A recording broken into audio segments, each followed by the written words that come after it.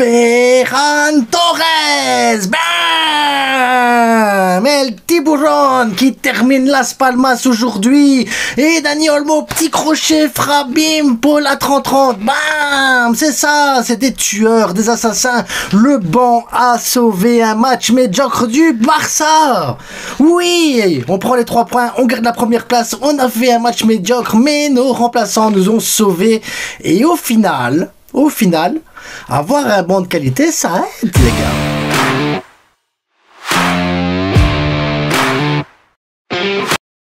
On s'abonne, on like, on partage. Le vestiairestore.com si vous voulez des trainings, si vous voulez des maillots, faites-vous plaisir, 10% de remise, code promo, la frite, livraison gratuite, c'est comme ça, c'est fou quand même.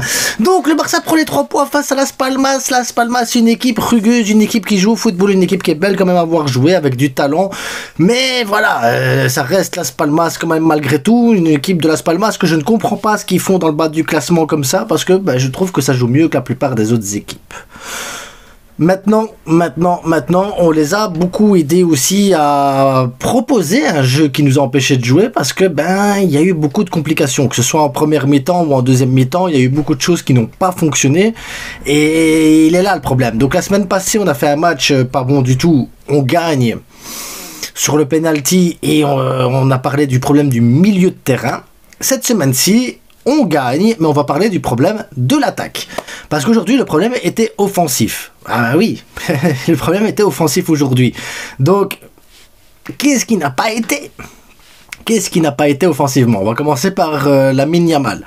Lamine Yamal qui habituellement colle la ligne à droite, arrive à faire des différences et tout ça. Cette fois-ci, il a joué un peu plus dans le demi-espace, ce qui a permis à Las Palmas de resserrer encore un peu plus leur bloc défensif et ce qui a empêché d'avoir des espaces. Donc tu te dis, ok, Lamine Yamal, là ça posait problème. Surtout qu'il essayait de forcer la plupart du temps.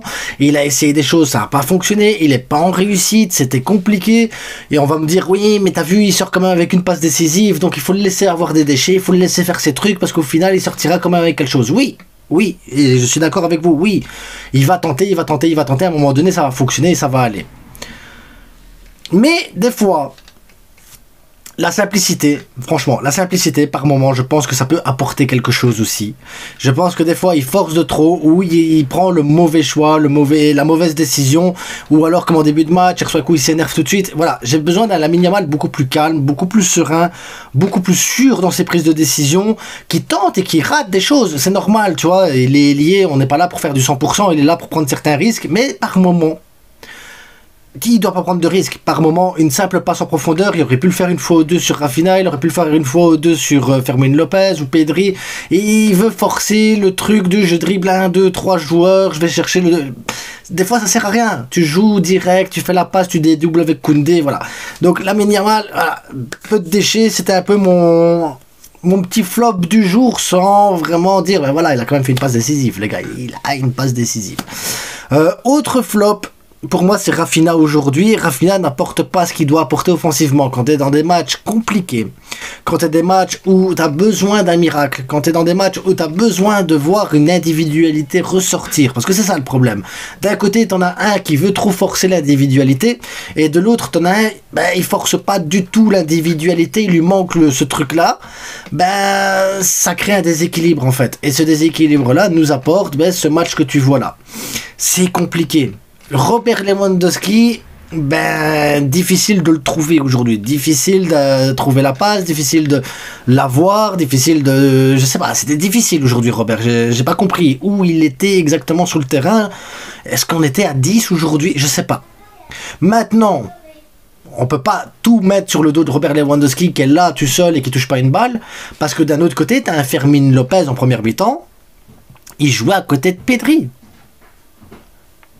Pourquoi il était à côté de Pedri? Pourquoi il était toujours à 2 mètres de Pedri? Pourquoi? Alors que ce joueur-là est censé prendre plus de profondeur, apporter un peu plus du plan offensif pour justement, quand tu as Fermin Lopez qui pousse un peu plus loin et un Robert Lewandowski qui pousse un peu plus loin, ça aide à ce que Robert se libère, parce que lui d'être marqué par 2 hommes, il est marqué par un seul homme. Donc un Fermín López trop bas, qui désavantage Robert Lewandowski. En plus, à la Yamal trop dans le demi-espace, ce qui fait que ta défense resserrée, bon, Robert Lewandowski, il n'y a pas d'espace pour Robert, je suis désolé, il n'y a pas d'espace. Donc je veux bien critiquer Robert, parce que, pareil, à lui aussi, avec son expérience, de trouver le moyen de se retrouver au bon endroit, mais il n'est pas aidé. Je vous jure, aujourd'hui, il n'est pas aidé. Et j'ai envie de taper sur Robert parce que c'est facile, mais je ne vais pas le faire. Parce que, pour moi, le placement de la Yamal, le placement de Fermín López, coûte à Robert Lewandowski la possibilité de se démarquer. De l'autre côté, Baldé était plus haut que Rafinha. Baldé a essayé des trucs, mais tu voyais Baldé, les centres à ras de terre, centre en l'air, saute par-ci, saute par-là, essayer de dédoubler, bazar et tout. Il a essayé plein de trucs, mais il y avait personne. Il y avait personne. Et pourquoi et comment c'est possible? Alors qu'on a passé, je pense, 90% du temps dans le camp de Las Palmas, 90% du temps on était là à l'entrée du rectangle, 90% on était présent près d'eux. Il n'y avait personne dans le rectangle. Pourquoi il n'y avait personne dans ce rectangle? Pourquoi personne pour dévier une passe? Personne pour dévier un ballon? Personne pour faire une touchette? Il n'y avait rien, les gars. C'est pas normal qu'offensivement, il n'y ait pas ce poids. C'est pas normal, je suis désolé. Regardez Ferran. Il était dans le rectangle, il était là, on ne sait pas pourquoi il était là. On peut se poser la question, que faisait Ferran à cet endroit-là, tout seul, tranquille? Mais il était là. Il a trouvé l'espace, Rafinha lui met la passe, une passe facile. Il t'allume la frappe goal. Comment ça se fait qu'il est tout seul à cet endroit-là et qu'on ne sait pas? J'ai pas d'explication. Comment c'est possible qu'il marque une patate comme ça? J'ai pas d'explication. Mais il l'a fait. Est-ce que c'était possible de le faire avant? Peut-être. Mais il n'y avait personne pour le faire. Personne pour le faire. Dani Olmo, tu regardes le but qu'il met. J'aime bien parce qu'ils mettent le pourcentage de réussite sur le but. Il tape un peu plus de 20% de taux de réussite sur ce genre de frappe à cet endroit-là. Les 20% là, c'est parce qu'il les a créés comme un grand. Hein, parce que son contrôle pied droit là pour arriver pied gauche, c'est de l'art les gars. C'est de l'art. Il n'y a pas autre chose à dire. C'est de l'art. Mais maintenant qu'on a parlé du problème du milieu de l'attaque, milieu de terrain, les gars, Pedri aujourd'hui un peu moins bon que d'habitude, un peu moins bon, un chouïa, même vraiment un chouïa, mais pertinent dans tout, la passe, le contrôle, le truc. Mais après, le problème du placement offensif fait que Pedri, il peut pas distiller des passes. Ils sont pas là, les gens, ils sont pas là où ils doivent être, ils sont pas à leur emplacement habituel, ils sont pas démarqués comme ils le sont habituellement. Et oui, Pedri, il peut pas tout faire non plus, les gars, parce que je pense que Pedri, à un moment donné, il faudrait qu'il se mette à mettre des buts, parce que les attaquants, ils sont pas, ils vont se faire des passes à lui-même, quoi. Je sais pas. Je pense que c'est l'ultime niveau que Pedri pourrait monter, c'est de se faire des passes à lui-même. Donc, c'est chaud, hein. C'est chaud, les gars. Défensivement, on a été impeccable. On a été impeccable défensivement. S'il n'y avait pas Casado aujourd'hui, tu prends 3 buts. S'il n'y a pas Casado aujourd'hui, tu prends 3 buts. Casado, les gars, pour ceux qui ne regardent pas le foot, qui regardent juste le ballon, je suis sûr que ceux qui ne font que regarder le ballon, ils n'ont pas vu le match. Ils ont regardé le ballon. Mais tu regardes Casado, comment il empêche certaines passes, comment il empêche le développement du jeu, comment il bloque certaines actions, comment il est présent au milieu de terrain, là où il doit être, comment il lâche pas son homme, ce qui empêche de trouver des espaces dans le milieu de terrain. Casado, les gars, c'est un match de patron aujourd'hui encore. Match de patron. Balle au pied, il a pris 2-3 risques à certains moments, mais son but c'était pas ça. Aujourd'hui, le but c'était de sécuriser la défense. Il a sécurisé la défense. Il a permis à Koubarsi de prendre des mètres avec la balle. Il a permis à Garcia de prendre des mètres avec la balle. Il a permis d'avoir le jeu bien tranquille. Les défenseurs ont pu jouer leur football zen et de distribuer les ballons. C'est ça que je veux d'un 6, moi. Un 6, il sécurise défensivement les choses. Il permet aux défenseurs de relancer les balles proprement. Il est là pour jouer le rôle et il arrive à jouer en déviation tranquille, pépère. C'est ça, c'est simple un 6. Il faut pas demander plus. Koundé, il a fait son match de son côté, il a fait beaucoup d'appels, bien parfait et tout, rien à dire. Maintenant, pas assez servi parce que je trouve que Lamine, il aurait pu servir un peu plus. Koundé, de l'autre côté, Baldé a été pas mal servi, même si par moment j'aurais préféré 2-3 transversales vers Baldé parce que tu voyais qu'il pouvait prendre la profondeur. Mais défensivement, rien à dire. Chesney sort les arrêts qu'il doit sortir, Garcia, Koubarsi fait leur match, Casado fait son match, Koundé, Baldé fait leur match. Voilà, Pedri fait son match. Et après, c'est plus haut que ça a merdé. Plus haut, ça a merdé. J'ai pas d'explication rationnelle. Les changements nous ont apporté un plus. Rafinha sur le côté droit, j'ai trouvé qu'il a apporté plus que Lamine Yamal par moment.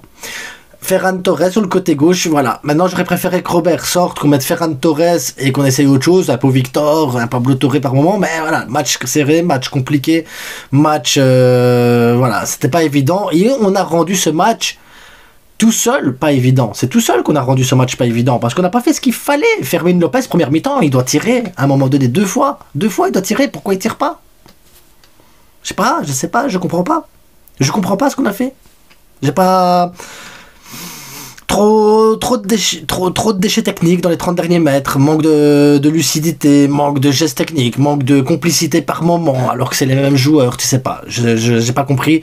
Il y a eu comme un manque d'équilibre, un manque de sérénité par moment, je sais pas. J'ai pas l'explication, en tout cas, on prend les 3 points. On prend les 3 points, je vais mettre une FAQ, si vous avez des questions, n'hésitez pas à la mettre dans la FAQ. Ouais, j'y répondrai demain en vidéo, sûrement avant le match du Real Madrid, comme ça j'essaierai de faire une vidéo avant, mais je comprends pas. On est premier. C'est bien. En attendant, je vous souhaite à tous une bonne soirée, une bonne journée, une bonne nuit. Et on se retrouve demain pour la FAQ, ou alors la FAQ je la fais après le match du Real Madrid. Je vais faire la FAQ après le match du Real Madrid, comme ça vous avez le temps et elle sortira lundi. Et demain, on débriefera le Real Madrid. Donc, en attendant, je vous souhaite à tous une bonne nuit. N'oubliez pas, portez-vous bien. C'est que du foot. Je ne parlerai pas d'arbitrage de la VAR qui tout d'un coup fonctionne. J'ai pas compris. J'ai pas vu la VAR de la première mi-temps. J'ai pas vu la VAR en deuxième mi-temps. Il y avait possibilité d'utiliser la VAR une fois ou deux pour nous. J'ai pas vu de carton jaune pour Las Palmas réellement aussi. Il aurait pu en avoir un ou deux. J'ai pas compris. La VAR a fonctionné pour essayer de donner un pénalty à Las Palmas. Ils ont essayé, mais bon, il y a hors-jeu. L'autre, il contrôle de la main. Garcia, il fait même pas de faute non plus, parce que en dessous de la manche, tu peux siffler pénalty, mais quand ça tombe sur la manche, c'est qu'il n'y a pas pénalty. Donc ils ont essayé quelque chose. Ils ont essayé un truc, voilà. Ça n'a pas fonctionné. Donc, surpris. La VAR était présente, je ne savais pas. Je pensais qu'elle n'avait pas fait le voyage en avion jusque là-bas et tout, tu sais, les îles et tout. C'est pas évident, tu vois. Je pouvais comprendre, mais après quand j'ai vu qu'elle était là, je fais watch, hein. Petite surprise quand même.